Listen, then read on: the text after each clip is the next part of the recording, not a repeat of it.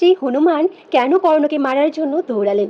ভগবান শ্রীকৃষ্ণই হনুমানকে অর্জুনের রথের ধ্বজাতে বিরাজ করতে বলেছিলেন, কিন্তু মহাভারতের যুদ্ধে অর্জুনের সাথে যখন কর্ণের যুদ্ধ হচ্ছিল, তখন কর্ণের বাণে শ্রীকৃষ্ণের কবচ ভেঙে মাটিতে পড়ে যায় এবং তার কোমল অঙ্গে তীর এসে বিঁধে যেতে থাকে।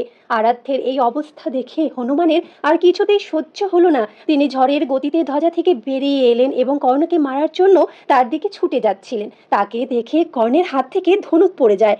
হনুমানের সেই ভয়ঙ্কর গর্জনে সমস্ত দিক কেঁপে উঠেছিল। আর তখনই শ্রীকৃষ্ণ তার দক্ষিণ হাত উঠিয়ে হনুমানকে বললেন, থেমে যাও। হনুমানজি থেমে তো গেলেন, কিন্তু তিনি ক্রোধ ভরা চোখে কর্ণকে দেখতে থাকে। শ্রীকৃষ্ণ তখনও হনুমানকে বললেন, তুমি আমার দিকে তাকাও আর শান্ত হও, নয়তো তোমার দৃষ্টিতেই কর্ণের নাশ হয়ে যাবে। হনুমান, তোমার পরাক্রম তো দূরের কথা, এখানে তোমার তেজেই সকলেরই নাশ হয়ে যাবে। হনুমানজি তখন শ্রীকৃষ্ণের দিকে তাকালেন আর শান্ত হয়ে গেলেন।